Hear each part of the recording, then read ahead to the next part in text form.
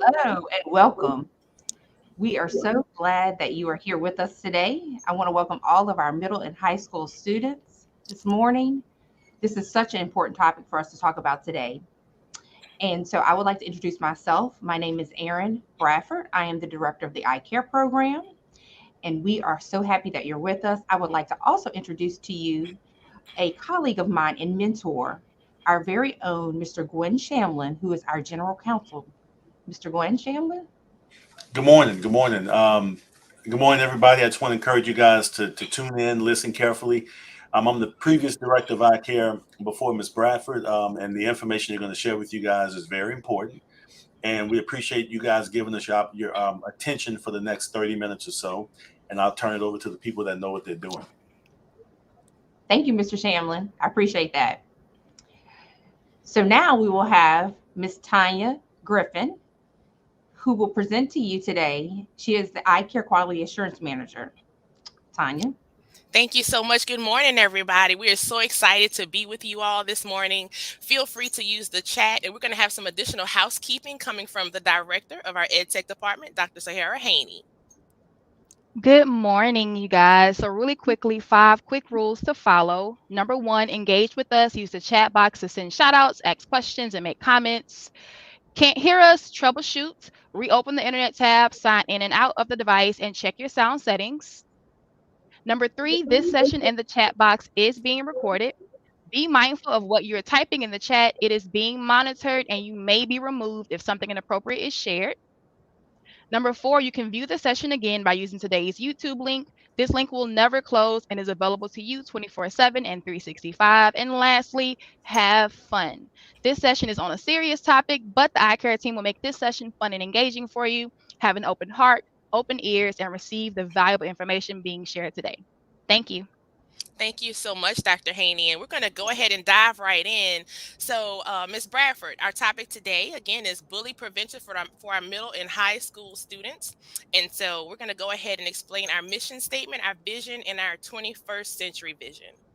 Yes, so our mission here at the Eye Care program is to provide prevention education in the areas of alcohol, tobacco, other drugs, and violence. And it's to do that to all of our students, families within the East Baton Rouge Parish School and community. So our goal is to equip all of you guys, pre-K through 12, and your families in participating EBR public and non-public schools with the knowledge and skills to make healthy life choices.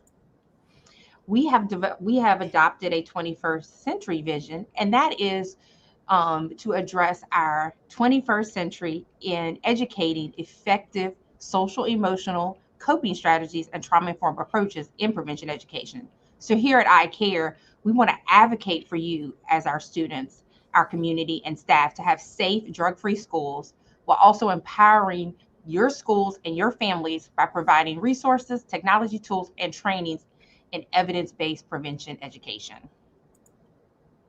Okay, so our presentation objectives for today are going to be to define bullying and cyberbullying, to discuss why it's important to identify different types of warning signs, to identify mindful practices around safe learning environments and protective factors, to discuss the RIP method, which some of you all have probably heard before, and we're not talking about resting in peace, but you'll find out what this acronym means, regarding the method of bullying, to identify how parents and teachers can support students as upstanders, not bystanders, and to identify proper protocol for responding to potential bullying and or teasing. So, Erin, we have a zero tolerance to bullying. You want to tell us a little bit about why we're doing this today? Why is this so important?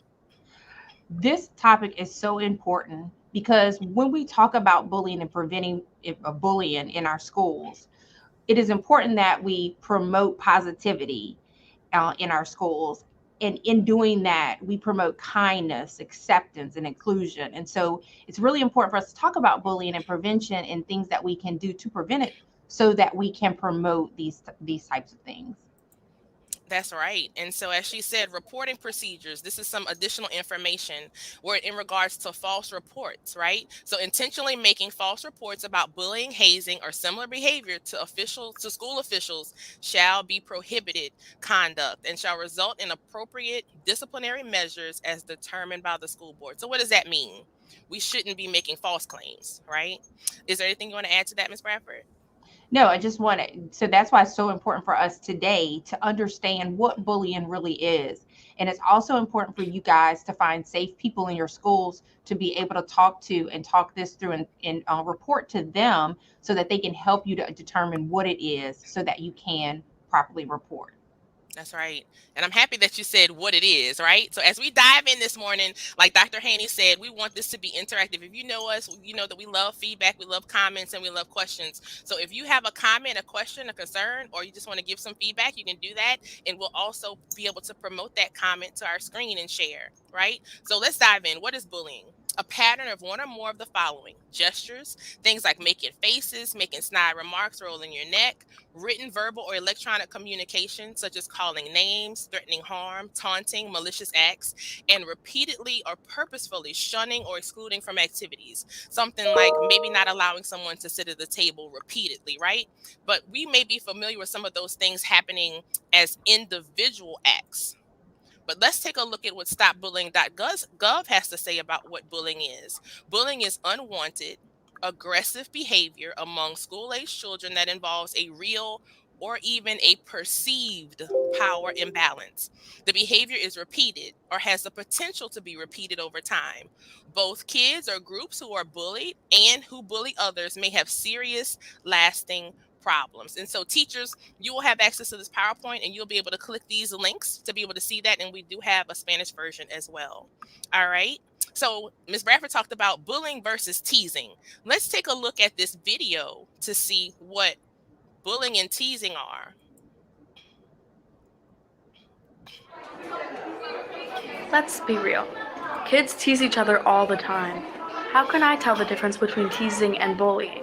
In bullying, one kid or a group of kids make threats, spread rumors, attack someone physically or verbally, and exclude another. There's a power imbalance in bullying that can be pretty hurtful. Yeah, sometimes kids can tease back and forth like a game. If the person being teased says it bothers them and it feels like bullying, then it probably is. You can always ask. Bullying also happens a lot with the same people. They want to make that one person feel really bad about themselves.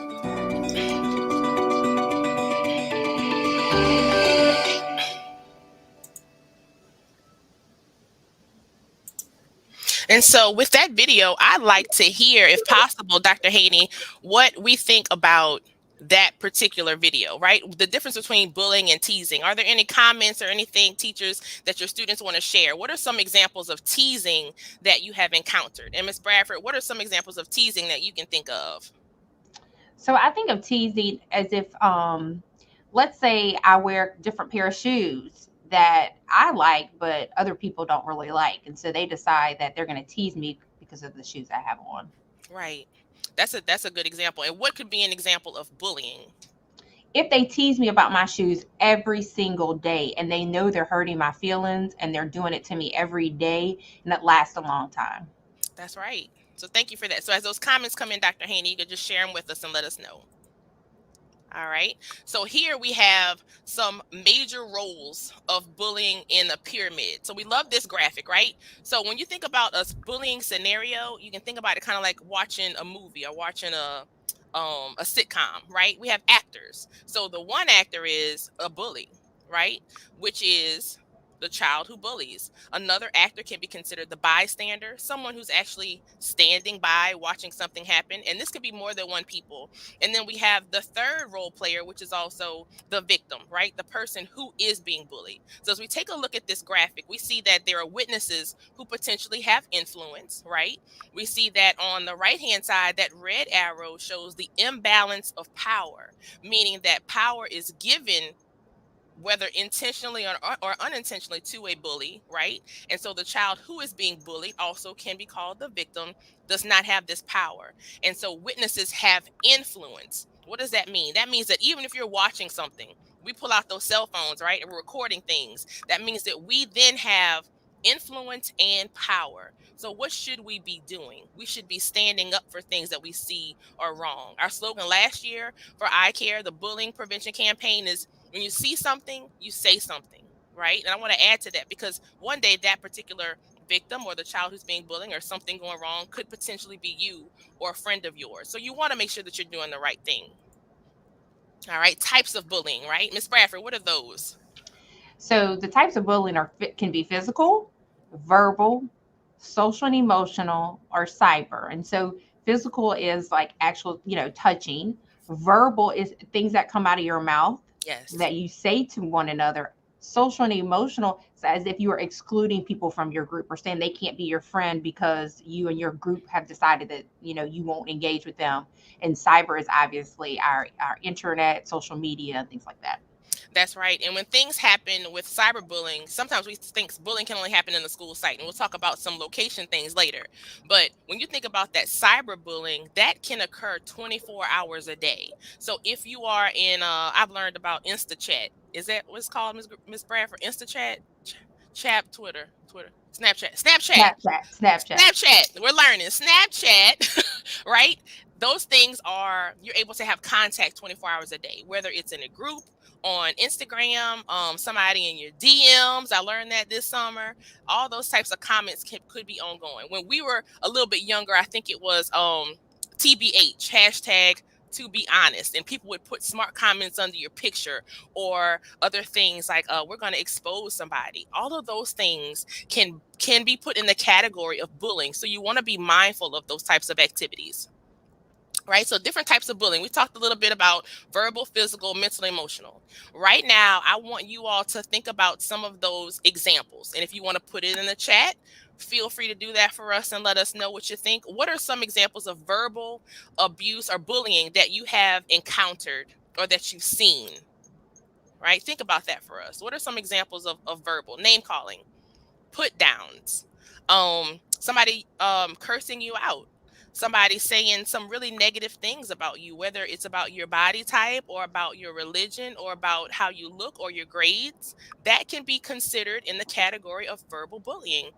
Physical, right? Putting your hands on somebody, using a weapon, pushing, tugging, kicking, tripping, pulling somebody's pants down. That can be an example of physical bullying. And then that mental and emotional, right? Blackmail, that's something to think about, right? Threats, making negative comments and actually wanting that person to feel down or excluding someone from a group or an activity because of something else, and that being ongoing. So these are some things to really think about, because when we've talked to you all in the schools, sometimes you said, Ms. Griffin, we didn't know that that was bullying. That counts. Yes, that does count, and you need to be aware of that.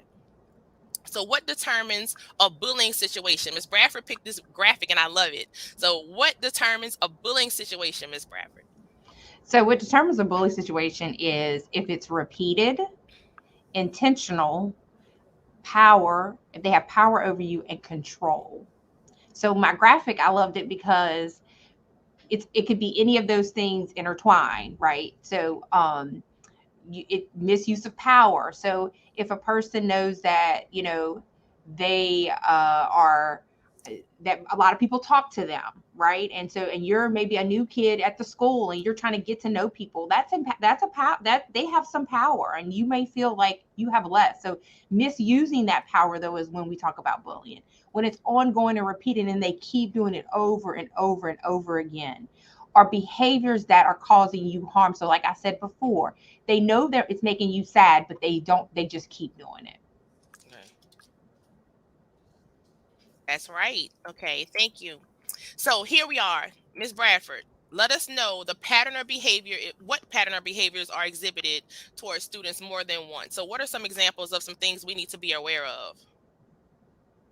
So some things we need to be aware of is that we are talking about patterns or behaviors that are exhibit towards students more than once. But this can happen just about anywhere where our schools need to get involved. Okay, so on or off school property. So if an incident happens away from school, and we find out about it at school and it has something to do or filtered into the school setting, then we are responsible for taking care of it. If it's a school sponsored activity or a school related activity, a dance, a game, anything like that, where we have knowledge that a bullying incident or bully incidences are occurring. Also, a designated bus stop.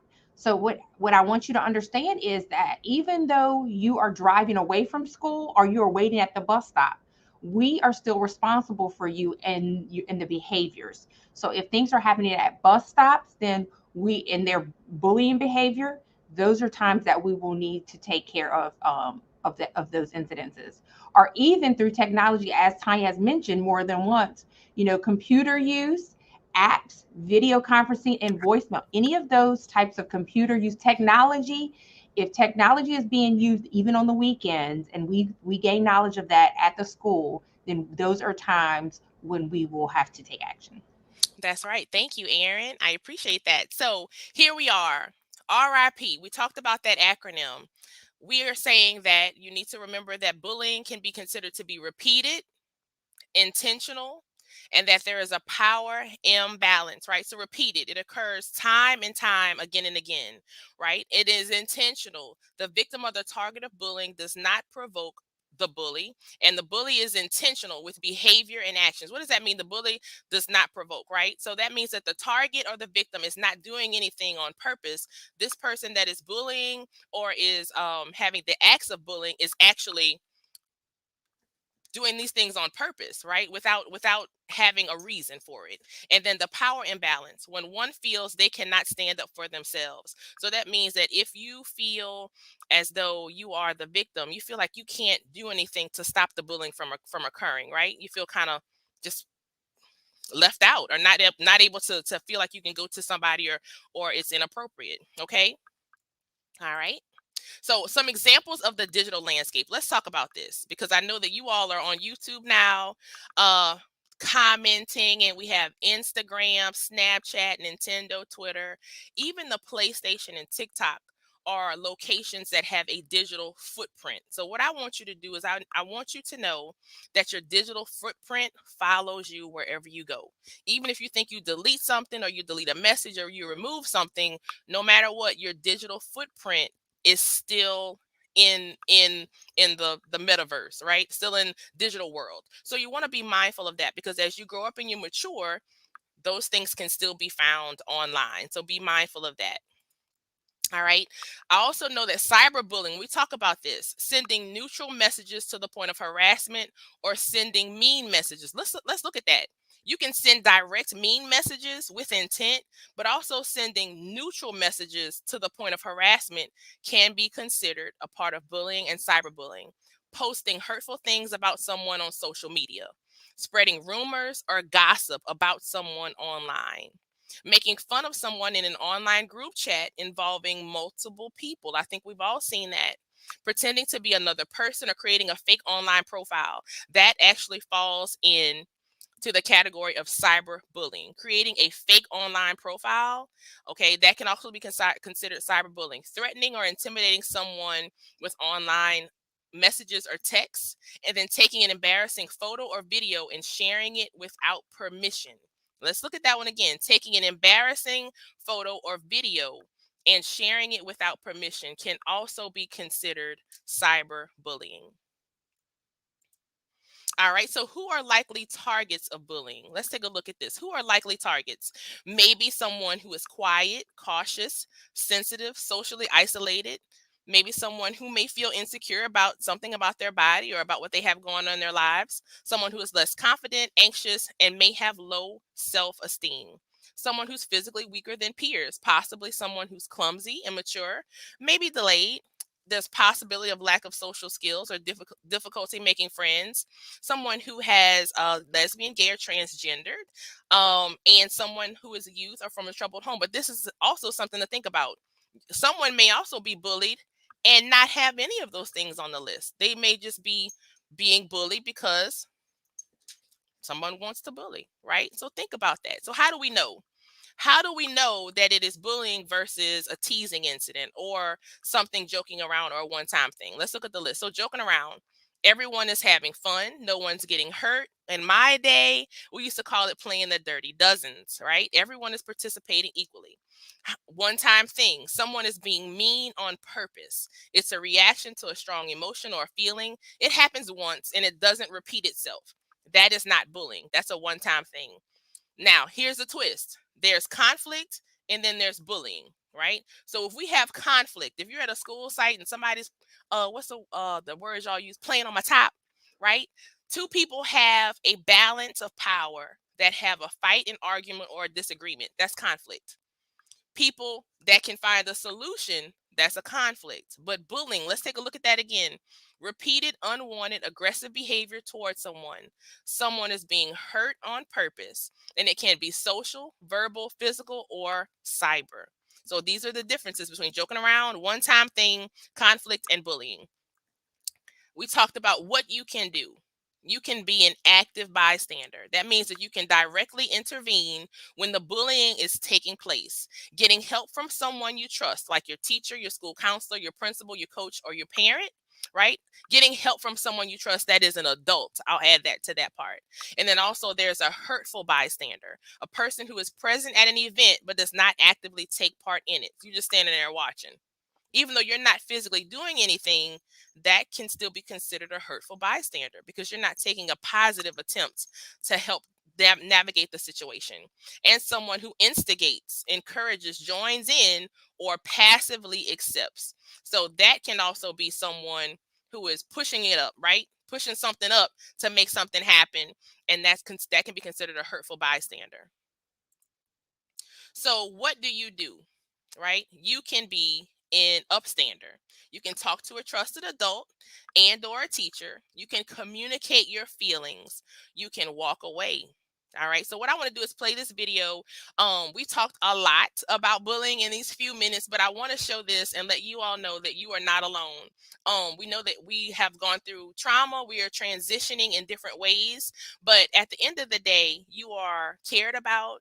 You have people and adults who genuinely are here for you if you need anything. And so I want to play this video just as a reminder.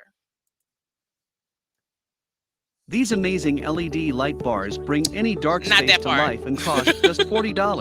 No.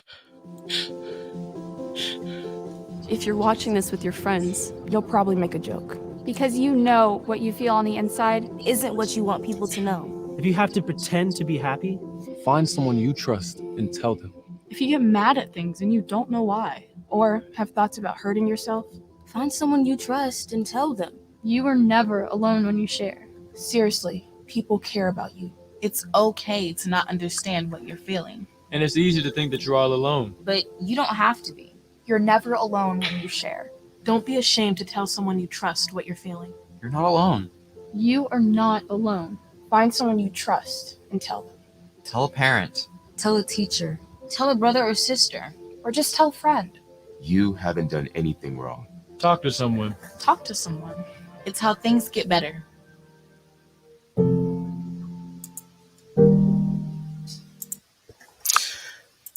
So how did you all feel about that video, right? Talk to someone. You're never alone, even if it's regarding bullying. If it's regarding something happening in your life and you want to just vent, right? You're being able to communicate your feelings. So as we navigate coming back from the video, I want you all to think about other ways that you can respond to bullying. What are some other ways that you can respond to bullying in a healthy way, right?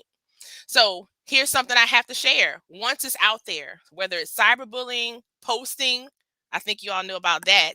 Once you post things, it's out there forever. You can't get it back. Just like this toothpaste. You can do this experiment at home. Take a ream of toothpaste, squeeze it, and see if you can put that toothpaste back in the container. You can't do it. No matter how you try, you can't do it. You can't get it back. So ironically enough, here I say, rethink before you post. Rethink before you post. All right. How can you help? What are things that you can do to help if you notice one of your friends in a situation or you're in a situation?